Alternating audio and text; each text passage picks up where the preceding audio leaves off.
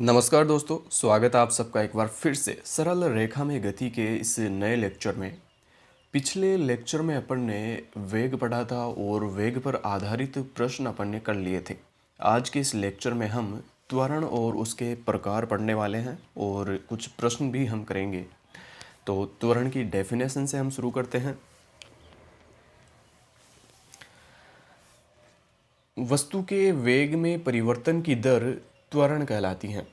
त्वरण सदिश राशि हैं और त्वरण का मात्रक यहाँ पर मैंने लिखा है मीटर पर सेकंड स्क्वायर और विमीय सूत्र m0l1t-2। ये तीनों चीज़ें आप मैथमेटिकल फिजिक्स की उस सीरीज़ में देख सकते हैं। त्वरण के फॉर्मूले को हम इस प्रकार लिख सकते हैं, ए वेक्टर इज इक्वल टू वेग में परिवर्तन बटे परिवर्तन में लगा समय। और इसे सदिश रूप में इस प्रकार से लिखा जा सकता है, यहाँ पर v वेक्टर जो है वो अंतिम वेग है और u वेक्टर प्रारंभिक वेग। तो v vector minus u vector बटे t हो जाएगा। यदि त्वरण के परिमाण की बात करें तो वो होगा अंडरूट में u square plus v square minus 2uv cos theta बटे टी। ये परिमाण अपन ने कहाँ से लिखा, कैसे आया, ये मैंने आपको जब सदिश पढ़ाया था तो दो सदिशों का अंतर टॉपिक मैंने पढ़ाया था, वहाँ पर दो सदिशों के अंतर का परिमाण लेना मैंने आपको सिखाया था। तो आप वहाँ पर इसे देख सकते हैं। यहाँ पर u प्रारंभिक वेग और v अंतिम वेग तथा थीटा जो है वो u व v के बीच का कोण है। जिस प्रकार अपन ने वेग के 4 प्रकार पढ़े थे उसी तरह से त्वरण के भी 4 प्रकार हैं, जिसमें पहला प्रकार है एक समान त्वरण। यदि त्वरण का परिमाण तथा दिशा दोनों समय के साथ अपरिवर्तित रहे तो कण का त्वरण एक समान त्वरण कहलाता है। हम जानते हैं त्वरण एक सदिश राशि है और सदिश राशि में परिमाण तथा दिशा दोनों होते हैं। यदि दोनों में से कोई भी एक चीज़ बदल जाए समय के साथ तो त्वरण नियत नहीं रह सकता। तो यही मैंने लिखा है यहाँ परिभाषा में, यदि परिमाण और दिशा दोनों समय के साथ अपरिवर्तित रहे तो त्वरण एक समान त्वरण कहलाएगा। और असमान त्वरण में क्या होता है, या तो त्वरण का परिमाण बदल जाए या दिशा, या फिर दोनों परिमाण और दिशा दोनों बदल जाए समय के साथ, तो कण का त्वरण असमान त्वरण या परिवर्तित त्वरण कहलाता है। औसत त्वरण कण के वेग में कुल परिवर्तन तथा परिवर्तन में लगे समय का अनुपात औसत त्वरण होता है। और इसका फॉर्मूला अपन जिस तरह से वेग का फॉर्मूला लिखा था औसत वेग के लिए उसी तरह से लिख सकते हैं। A average vector is equal to delta v vector upon delta t. और इसे लिख सकते हैं डेल्टा वी वेक्टर क्या है, वेग में परिवर्तन है। और वेग में परिवर्तन को हम अंतिम वेग माइनस प्रारंभिक वेग करके लिख सकते हैं। यहाँ पर u अंतिम वेग है और v अंतिम वेग है और u प्रारंभिक वेग है और नीचे समय अंतराल डेल्टा टी। ताक्षणिक त्वरण हम जानते हैं किसी निश्चित समय या क्षण विशेष पर होता है ये, और इसे हम औसत त्वरण से ही लिख सकते हैं। यदि समय अंतराल को कम किया जाए जीरो के बहुत नज़दीक तो उस छोटे से समय अंतराल dt में वेग में परिवर्तन छोटा होगा, जिसे dv वेक्टर लिख सकते हैं। और dv अपॉन dt को हम जानते हैं ये होता है v का t के सापेक्ष अवकलन। अब कुछ और फॉर्मूले हैं ताक्षणिक त्वरण पर ही आधारित, उनको हम लिखते हैं। यहाँ तक आप लिख सकते हैं।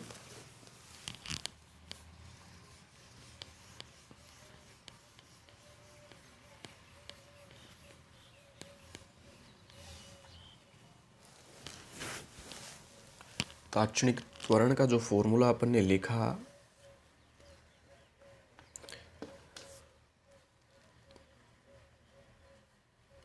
ए vector is equal to d vector upon d t, ये फॉर्मूला मैंने यहाँ से लिख दिया।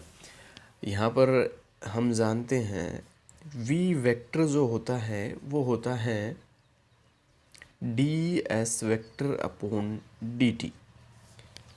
वेग जो है वो विस्थापन का समय के सापेक्ष अवकलन होता है, ये अपन ने लिखा था पीछे। तो v का मान यहाँ पर रख देते हैं हम। तो a वेक्टर जो हमें मिलेगा वो होगा d अपॉन डी टी, और v का मान यहाँ पर रखेंगे तो ये हो जाएगा ds वेक्टर अपॉन dt। और इसे अपन लिख सकते हैं d2s vector upon dt square. तो त्वरण का एक फॉर्मूला ये हो गया। इसको क्या बोला जाता है? d2s अपॉन dt स्क्वायर को इसे बोला जाता है विस्थापन का समय के सापेक्ष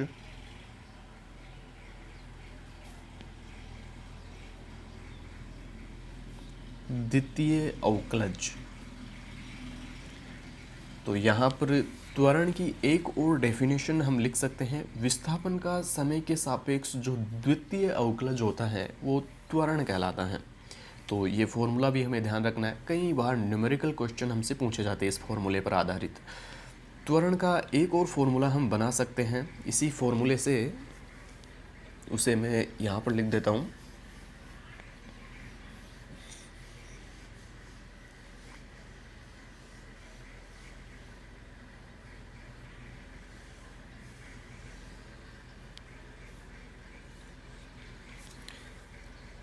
ताक्षणिक त्वरण हम जानते हैं ये होता है dv upon dt।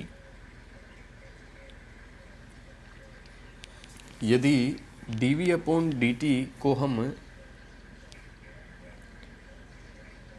ds upon ds से, मतलब ds से अपन ने गुणा किया dv अपॉन dt को और एक बार भाग कर दिया,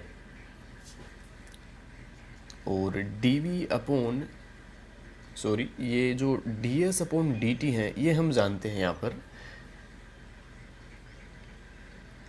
ds अपॉन dt जो है वो होता है वेग। तो इसे वेग से हम लिख सकते हैं और ये dv और ds बच गया जिसे हम dv अपॉन ds करके लिख सकते हैं। तो एक और फॉर्मूला त्वरण का हमारे पास आ गया, a बराबर v dv अपॉन ds। तो ये फॉर्मूला भी हमें ध्यान रखना है। कई बार वेग हमें विस्थापन के फलन के रूप में दे दिया जाता है, तब ये फॉर्मूला हमें काम में आता है। अब हम औसत त्वरण पर आधारित कुछ प्रश्न करते हैं। 2-3 प्रश्न हैं जिनको हम करेंगे यहाँ पर।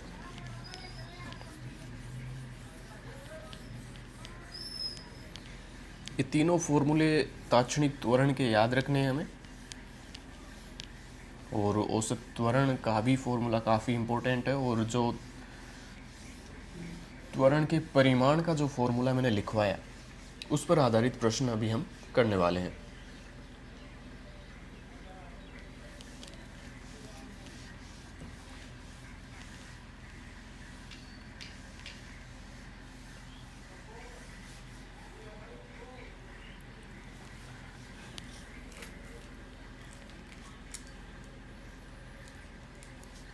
पहले मैं फॉर्मूले लिख देता हूँ।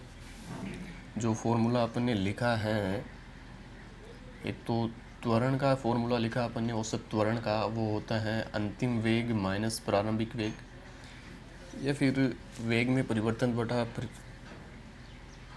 Delta v vector upon delta T. वेग में परिवर्तन बटा परिवर्तन में लगा समय, इस रूप में हम लिख सकते हैं। और वेग में परिवर्तन हम जानते हैं अंतिम वेग माइनस प्रारंभिक वेग होगा, ये डेल्टा टी। दूसरा फॉर्मूला आपने लिखा त्वरण के परिमाण का, जिसे या तो ए वेक्टर का मोड लिख सकते हैं या सीधा ए लिख सकते हैं, और वो अपन ने लिखा u square plus v square minus 2uv cos theta बटे टी।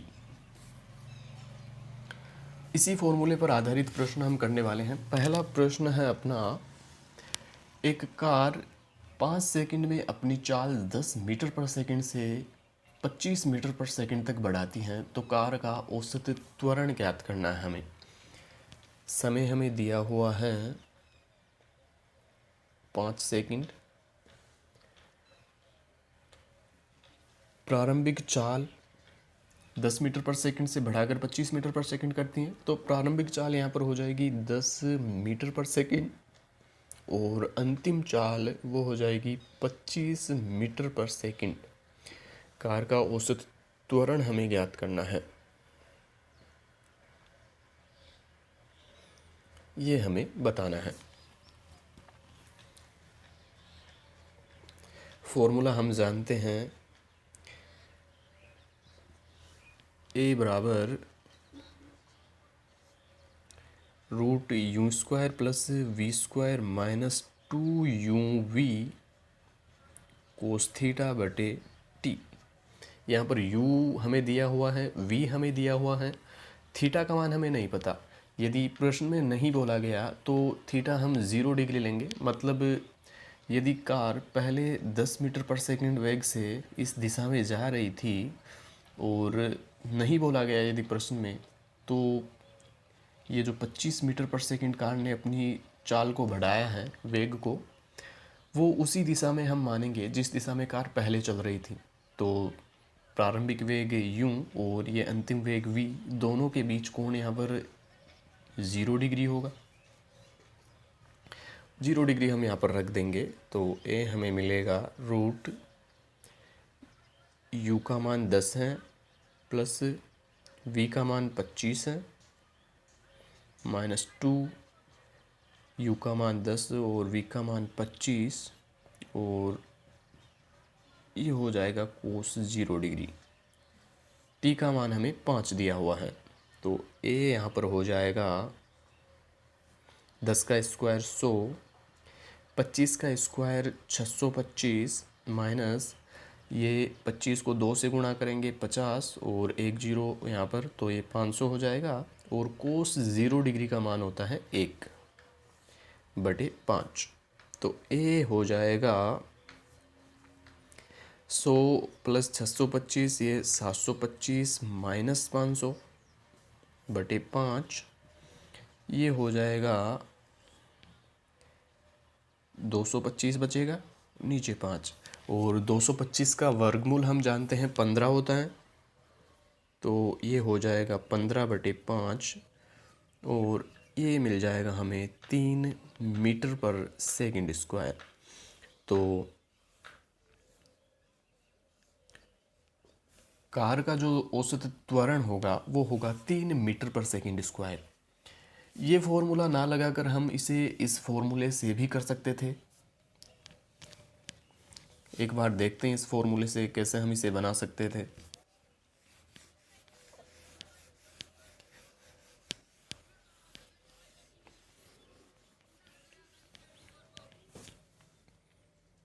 ए वेक्टर हम जानते हैं वो v vector minus u vector upon delta T है। अंतिम वेग 25 दिया हुआ है, प्रारंभिक वेग 10 दिया हुआ है। मान लेते हैं हम 10 मीटर पर सेकंड से जो कार है वो चल रही है इस दिशा में, ये u है, और जो अंतिम वेग उसका हो गया है 5 सेकंड बाद v, वो 25 मीटर पर सेकंड। ये मैंने बताया ही आपको, यदि नहीं बोला जाए तो दिशा संभाल लेनी है। 10 से बदलकर 25 हो गया है, कितने समय में? 5 सेकंड समय में। यहाँ पर हम ले लेते हैं, इस दिशा को हम पॉजिटिव मान लेते हैं, ये जो डायरेक्शन है इसे हम पॉजिटिव मान लेते हैं, मान रख देते हैं।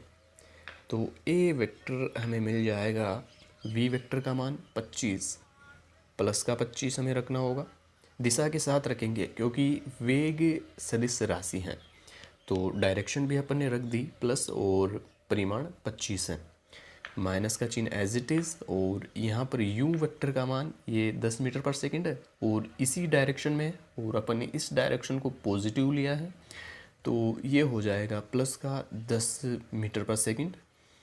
नीचे समय डेल्टा टी को अपन t2 माइनस टी1 करके लिख सकते हैं, या फिर समय अंतराल 5 सेकंड ही है। यदि t2 माइनस टी1 लेंगे तो t1 को 0 लेना पड़ेगा। डेल्टा टी करके यदि हम लिखें तो इसे t2 माइनस टी1 हम लिख सकते हैं। उस स्थिति में हमें t1 को 0 लेना पड़ेगा। हमें ये मानना पड़ेगा कि कार 0 समय से गति प्रारंभ करती है, मतलब 0 सेकंड पर कार की चाल 10 मीटर पर सेकंड है, और उसके बाद जब 5 सेकंड हो जाते हैं तो कार की चाल 25 मीटर पर सेकंड हो जाती है। उस स्थिति में डेल्टा टी हमें मिलेगा, t2 का मान 5 सेकंड लेंगे और t1 का मान 0, तो वहीं 5 सेकंड हमें मिलेगा। तो यहाँ पर रख देते हैं हम 5। ए वेक्टर हो जाएगा अपना, ये +25 को 25 लिख सकते हैं, माइनस चिन्ह एज इट इज़, और +10 को सिंपल 10 करके लिखेंगे हम, और ये 5। तो ए वेक्टर हमें मिल जाएगा, 25 में से 10 जाएगा, 15 बचेगा, और ये नीचे 5 प्लस का 15, तो ये 5 से 15 कटेगा 3 बार, +3 मीटर पर सेकंड स्क्वायर। यहाँ पर यदि हम देखें तो ये जो प्लस का चिन्ह है वो त्वरण की दिशा को बता रहा है। त्वरण की दिशा प्रारंभिक वेग की दिशा में ही है, मतलब इसी डायरेक्शन में है त्वरण की दिशा, और परिमाण कितना है, 3 मीटर पर सेकंड स्क्वायर। तो इस तरह से भी हम इसको कर सकते थे। अब चलते हैं हम अगले प्रश्न की तरफ।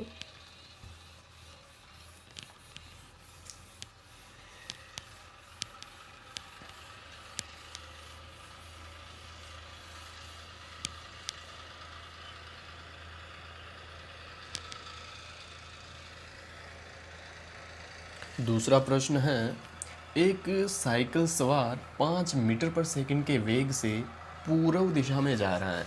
वह 4 सेकंड में अपना वेग बदलकर 3 मीटर पर सेकंड पश्चिम दिशा में कर लेता है। उसका औसत त्वरण ज्ञात कीजिए। पूर्व दिशा को धनात्मक मान ले। प्रश्न ने हमें पूर्व दिशा को धनात्मक लेने के लिए कहा है। सबसे पहले दिशाएं हमें पता हैं, ये दिशा नॉर्थ होती हैं, ये साउथ, ये ईस्ट और ये वेस्ट। हमें कहा है साइकिल सवार 5 मीटर पर सेकंड के वेग से पूर्व दिशा में जा रहा है।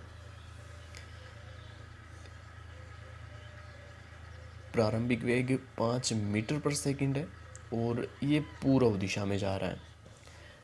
4 सेकंड पश्चात वेग बदलकर 3 मीटर पर सेकंड पश्चिम दिशा में कर लेता है। कुछ समय बाद, जो कि 4 सेकंड है, 4 सेकंड बाद वेग बदल करके ये कर लेता है 3 मीटर पर सेकंड हो जाता है वेग, और पश्चिम दिशा में हो जाता है।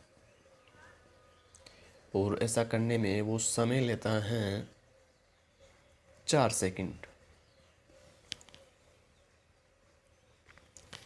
हम इसी फॉर्मूले से इसको कर सकते हैं। ए वेक्टर बराबर हम जानते हैं v vector minus u vector बटे डेल्टा टी। पूर्व दिशा को धनात्मक लेने के लिए कहा है, तो इस दिशा को पॉजिटिव लिया अपन ने, तब वी वेक्टर का मान यहाँ पर रखेंगे। यदि ये दिशा पॉजिटिव है तो इसकी विपरीत दिशा, ये दिशा नेगेटिव हो जाएगी अपने आप। तो जो वेग है, अंतिम वेग, वो इस डायरेक्शन में, और ये नेगेटिव है, तो अंतिम वेग को हमें -3 लिखना पड़ेगा। माइनस का चिन्ह एज इट इज़, और यू वेक्टर प्रारंभिक वेग 5 मीटर पर सेकंड और इसी डायरेक्शन में है तो पॉजिटिव लेना पड़ेगा। ये हो जाएगा 5 बटे डेल्टा टी, वही 4 सेकंड है। तो ए वेक्टर हमें मिल जाएगा -3, और ये माइनस प्लस माइनस 5 बटे 4, और ये हो जाएगा -8/4। तो ए वेक्टर हमें मिल जाएगा -2 मीटर पर सेकंड स्क्वायर। तो त्वरण हमें मिल चुका है। दिशा होगी ये माइनस, मतलब पश्चिम की ओर, और परिमाण होगा 2 मीटर पर सेकंड स्क्वायर। अब इसी प्रश्न को इस फॉर्मूले से भी अपन कर लेते हैं एक बार।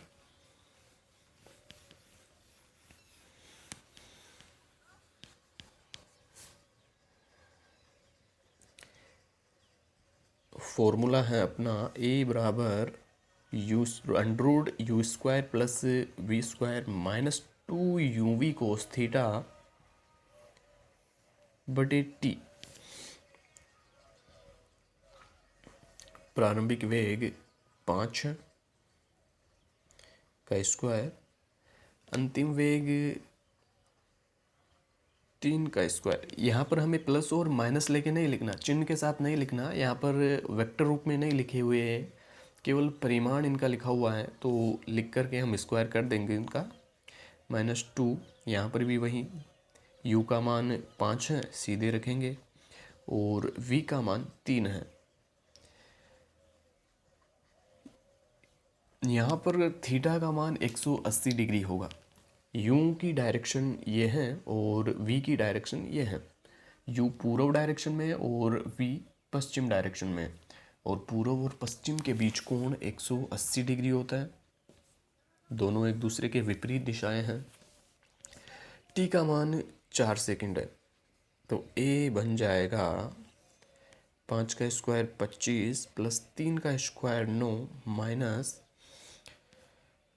ये 5 दूनी 10 और 10 को 3 से गुणा करेंगे तो 30, और कोस 180 डिग्री का मान -1 होता है बटे 4। तो a बनेगा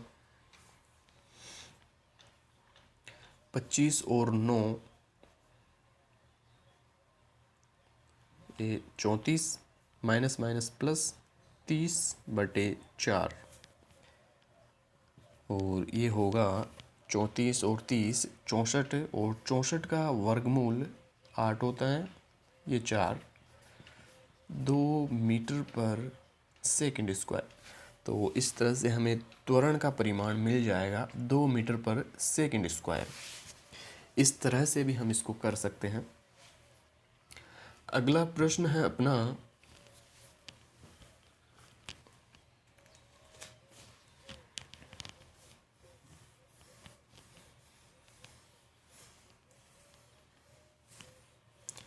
अच्छा, यहाँ पर ये पहले जब अपन ने किया था तो a-2 मीटर पर सेकंड स्क्वायर आया था, क्योंकि फॉर्मूले को अपन ने वेक्टर रूप में रखा था।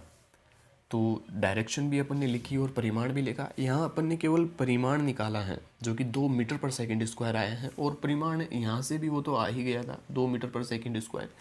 इससे हमें दिशा के बारे में पता नहीं चल रहा, तो दिशा यदि हमें ज्ञात करनी है तो इस वाले फॉर्मूले से हम करेंगे।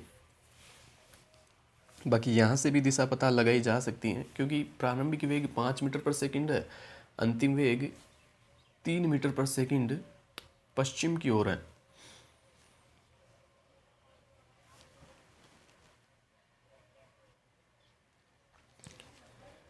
यदि यहाँ से हमें वेग में परिवर्तन की डायरेक्शन जो कि त्वरण की दिशा होती है वो निकालनी है, तो वेग में परिवर्तन की दिशा निकालनी पड़ेगी। इस वाले फॉर्मूले से तो दिशा नहीं पता चलेगी, ये तो केवल त्वरण का परिमाण निकालने के लिए है। यदि ए वेक्टर की डायरेक्शन चाहिए तो वही हमें करना पड़ेगा, डेल्टा वी वेक्टर की डायरेक्शन जो है वो निकालनी पड़ेगी, क्योंकि त्वरण का जो फॉर्मूला होता है वो होता है डेल्टा वी वेक्टर बटे डेल्टा टी। तो यहाँ से यदि वेग में परिवर्तन की डायरेक्शन हम निकाल लेते हैं तो त्वरण की डायरेक्शन हमें मिल जाएगी, और वेग हमें पता है, अंतिम वेग है वो 3 मीटर पर सेकंड है, और प्रारंभिक वेग वो है 5 मीटर पर सेकंड। एक को हमें वहीं पॉजिटिव लेना पड़ेगा। यदि इस वाली डायरेक्शन को अपन पॉजिटिव लेते हैं तो ये बनेगा डेल्टा वी वेक्टर की डायरेक्शन हम निकाल सकते हैं यहाँ से, ये v vector minus u vector होगा। अंतिम वेग हमें बोला है इस वाली डायरेक्शन में, हमने इस डायरेक्शन को पॉजिटिव लिया है तो ये डायरेक्शन निगेटिव होगी। तो अंतिम वेग को हमें लिखना पड़ेगा -3 करके, ये माइनस, और ये जो 5 मीटर पर सेकंड है यू वो पूर्व डायरेक्शन में, और इसको अपन ने पॉजिटिव लिया है, तो ये हमें लिखेंगे यहाँ पर 5 प्लस का 5 करके, और नीचे अच्छा समय का कोई मतलब नहीं है, समय की कोई डायरेक्शन नहीं है यहाँ पर, वो सदिश राशि नहीं है, अदिश राशि है, तो उसको यहाँ पर नहीं रख रहे हम, केवल डेल्टा वी वेक्टर की डायरेक्शन निकाल रहे हैं और उसी से ए वेक्टर की डायरेक्शन हमें पता चल जाएगी। तो डेल्टा वी वेक्टर की जो डायरेक्शन होगी वो माइनस और माइनस दोनों जुड़ेंगे यहाँ पर, 3 और 5 8 मीटर पर सेकंड। तो यहाँ से हमें डायरेक्शन पता चल जाती है, माइनस आया है तो जो ए वेक्टर की डायरेक्शन है वो इस दिशा में होगी, क्योंकि इसकी विपरीत डायरेक्शन ये अपन ने पॉजिटिव मानी थी। अब चलते हैं हम अपने अगले प्रश्न की तरफ।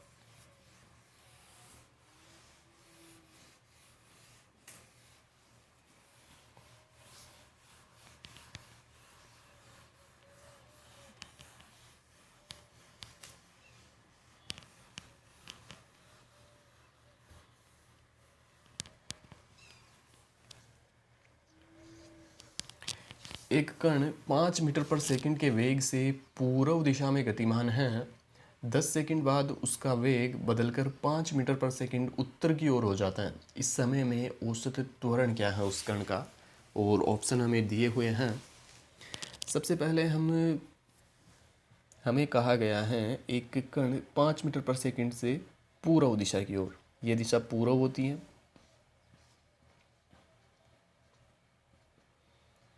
उत्तर, दक्षिण, ये पूर्व, और ये पश्चिम दिशा। 5 मीटर पर सेकंड से पूर्व की ओर, ये प्रारंभिक वेग है 5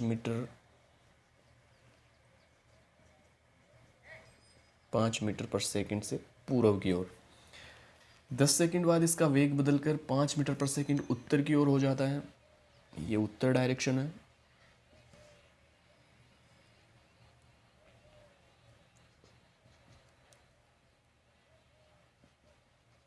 पाँच मीटर पर सेकंड प्रारंभ में 5 मीटर पर सेकंड से पूर्व की ओर चल रहा है कण, और 10 सेकंड बाद इसका वेग बदलकर हो गया उत्तर की ओर 5 मीटर पर सेकंड। हमें औसत त्वरण निकालना है ए, ये हमें ज्ञात करना है। सबसे पहले हम परिमाण निकाल लेते हैं, फिर दिशा निकालेंगे। परिमाण हमें पता है ए होता है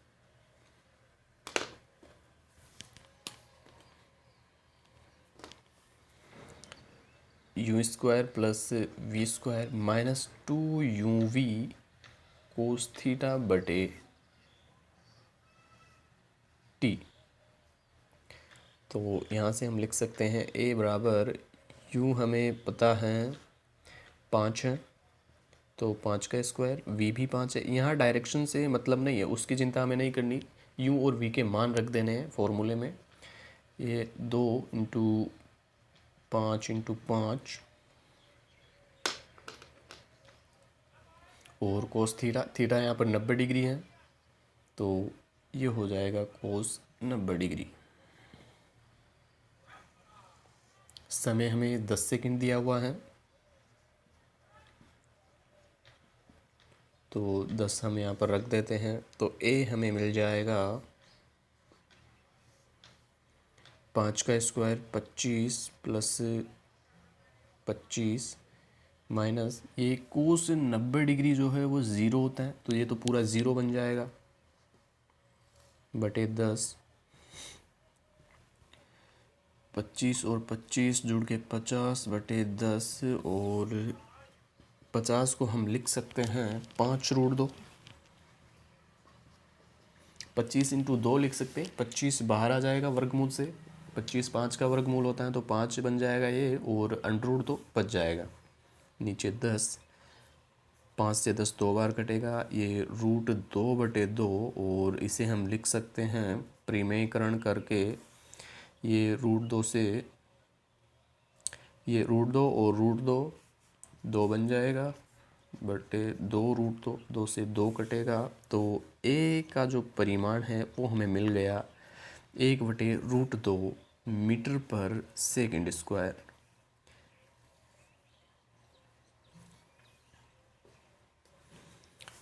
एक बटे √2 मीटर पर सेकंड स्क्वायर, तो 3 ऑप्शन में हमें मिल रहा है यहाँ पर डी, सी और डी। तो दिशा हमें पता करनी पड़ेगी, उसी से हम इस प्रश्न का आंसर दे पाएंगे। और दिशा कैसे निकाल सकते हैं,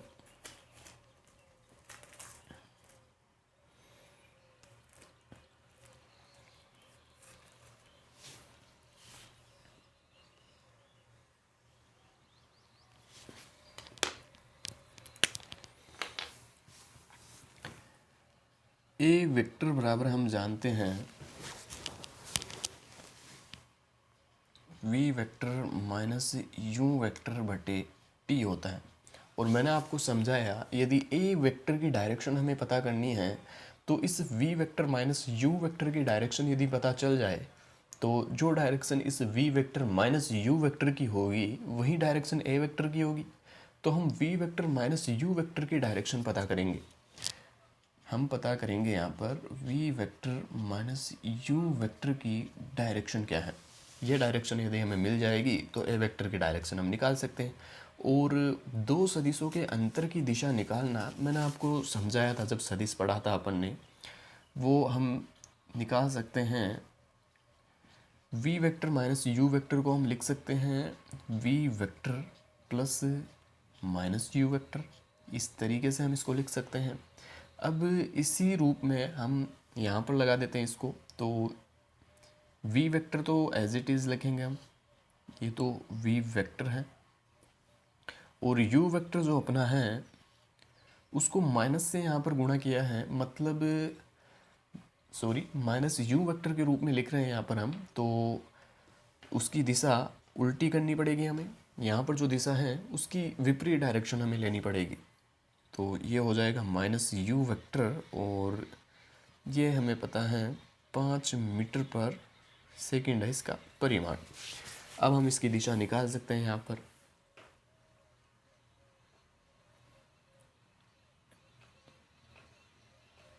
सदिश योग का जो समांतर चतुर्भुज का नियम है वही मैंने यहाँ पर लगाया है, और इसकी डायरेक्शन कुछ इस प्रकार होगी। ये जो डायरेक्शन आई है ये डेल्टा v वेक्टर की डायरेक्शन आई है, क्योंकि ये जो अपन ने लिखा है v vector minus u vector, ये डेल्टा v वेक्टर ही तो है। वेग में परिवर्तन, उसको अंतिम वेग माइनस प्रारंभिक वेग के रूप में लिखा है, और इसको मैंने यहाँ पर लिख दिया प्लस माइनस u वेक्टर करके। तो माइनस से u वेक्टर को हम इस तरह से लिख सकते हैं, दिशा विपरीत करनी पड़ेगी जो दिशा पहले थी। तो ये दिशा कौन सी है? ये दिशा हम जानते हैं उत्तर दिशा है, और ये वाली जो डायरेक्शन है ये दक्षिण, ये वाली जो डायरेक्शन है ये पूर्व, और ये डायरेक्शन पश्चिम। तो जो डेल्टा v वेक्टर की जो डायरेक्शन आई हैं वो हैं उत्तर पश्चिम दिशा, और जो डेल्टा v वेक्टर की डायरेक्शन होती है वहीं a वेक्टर की डायरेक्शन होगी। तो a वेक्टर की डायरेक्शन हो जाएगी यहाँ पर उत्तर पश्चिम, और उत्तर पश्चिम की ओर ये अपना सी ऑप्शन है। तो जो a वेक्टर हमें मिल गया वो है 1/√2 मीटर पर सेकंड स्क्वायर, ये तो परिमाण हो गया, और दिशा है उत्तर पश्चिम, उत्तर पश्चिम की ओर। इस तरह से हम इस प्रश्न को कर सकते हैं। अब अगले लेक्चर में हम तात्क्षणिक त्वरण पर आधारित प्रश्न करेंगे। तात्क्षणिक वेग पर आधारित प्रश्न भी अपन ने बहुत कम किए थे, तो तात्क्षणिक वेग और तात्क्षणिक त्वरण पर आधारित करेंगे, और कुछ प्रश्न विस्थापन पर आधारित भी हम करेंगे।